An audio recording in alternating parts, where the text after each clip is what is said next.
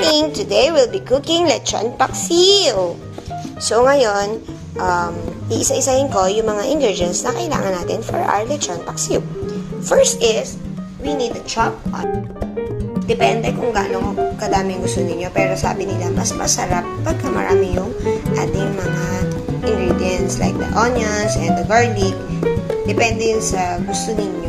So we also have the garlic, chopped garlic. This one is the vinegar. Depende kung gaano kaasim ang gusto ninyo ilagay. And then, syempre, ang ating lechon, yung mga natira natin lechon from the Christmas Eve. And then, salt. 1 tablespoon of soy sauce. So, dahil ang available ko lang is wash. So, ito lang yung aking gagamitin. And then, we also have the bay leaf or the dahon ng laurel. And, we have the ground pepper or pwede din yung durog na pepper. Kung gusto niyo. Yung iba gusto nila ng buo. So, depende yun sa... We also need a lechon sauce or yung iba, ginagamitan nila ng mang tomas. Let's start cooking! Always make sure guys na kayo ay maghuhugas ng kamay bago kayo magluto. Kasi very important ang hand washing para clean din yung ating ipiprepare na food for our family. So dahil ngayon ay holiday season, we wanted na lahat ng mga food na natitira ay ma-recycle natin at makain ulit ng mas kakaibang ang tawag dito, putahe. Okay? So, habang siya ay medyo napapawarm, we can add na yung ating onion muna. Kasi yung onion, ayaw naman natin na pagka mainit na baka masunog. So, we put the onion. Yan. So, gigisahin natin yung onion for about a minute. Basta medyo maging translucent garlic. Gusto ko kasi mag-garlic yun. So, medyo dinilid ko ng bahagyan ng aking garlic.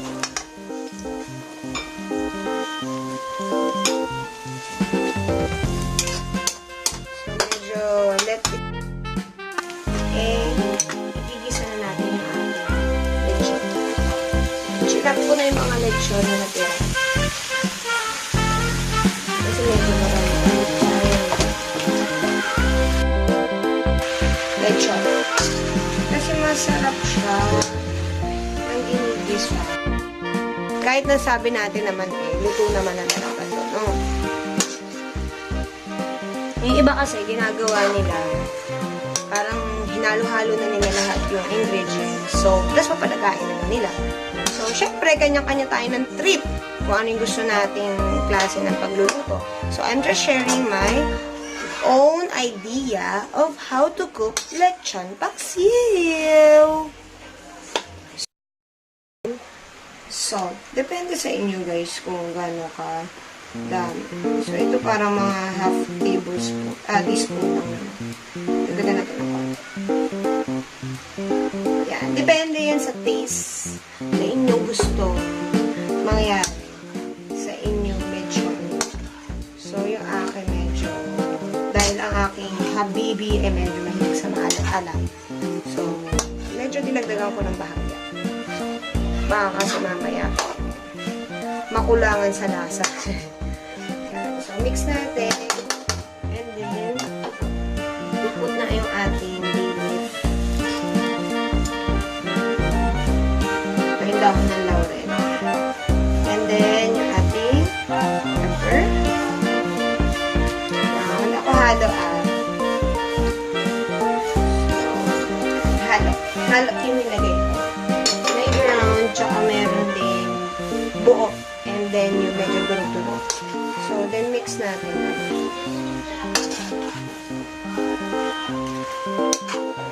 So, mix nyo para syempre yung mga ingredients ay mag-incorporate or maghalo sila sa isa't isa. Hindi ko na nabanggit sa ingredients yung oil and water kanina kasi depende na lang yun sa inyo kung gusto niyo.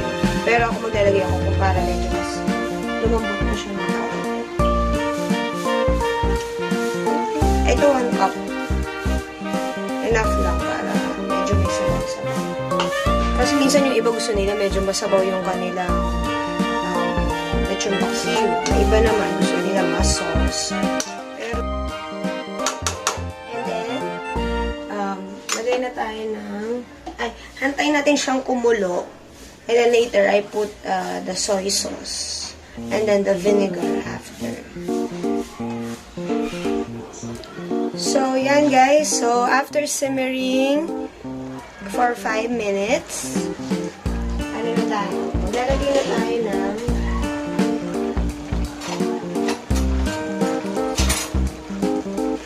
soy sauce. At least 1 tablespoon of soy sauce. So, very, very cute yung aking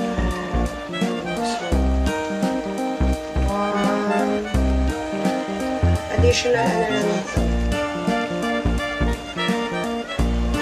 And so, after 1 tablespoon, i-mix natin.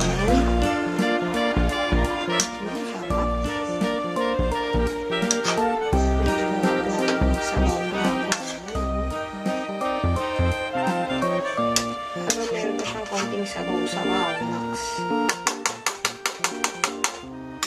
I-put na. Suka na. Yung suka, depende sa inyo. Pero ito, pagka kayo ay naglagay ng suka, guys, huwag nyo munang hahaluin. Hayaan nyo munang kumulo.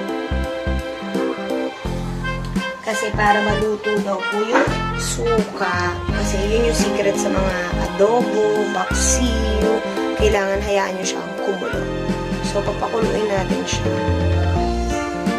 Yung kulong-kulo So, pagka kumulong-kulo na, tsaka natin siya ulit pwedeng i-mix. After nun, tsaka natin ihahalo yung ating lechon sauce and then the brown sugar. Hindi, ayan. So, pagka nakita ninyo na medyo kumukulo na, that's the time na pwede na natin ihalo ang ating brown sugar. Ayan, kumukulo na siya. Ibig sabihin, medyo luto-luto na rin yung ating suka, no? So, just mix the brown sugar. Bahala kayo, guys. Pwede naman kayo magdagdag kung medyo parang pinapos kayo. So, mix ko muna.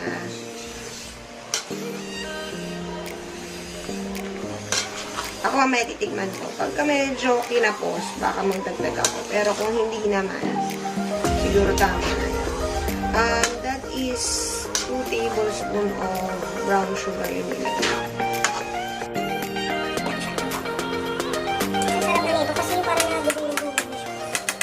And then, we put our lechon sauce. Ang dami ko pa lechon sauce. So, nilagay ko na lahat. Dahil kinsa masira. Pero masarap kasi yung sauce. Lechon paksiw. So, dapat na natin yung camera.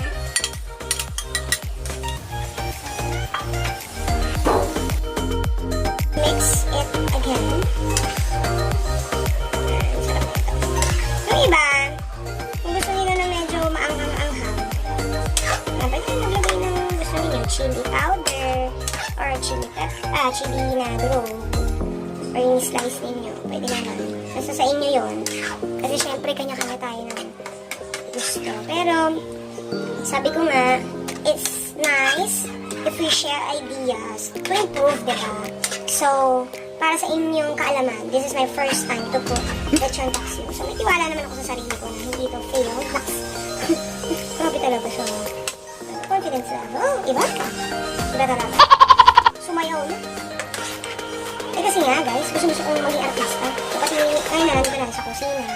So, yan na lang alam ko kung pwede natin siya. So, and then, maitik mo natin. Kunin muna natin ang konti. Para ma-check natin kung kamusta yung lasa. Pwede na natin tikman if swak na siya sa ating kalasa.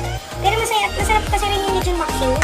Ako kasi yung iba gusto nila masabaw. Ako medyo gusto ko yung medyo matuyot-tuyot ng konti.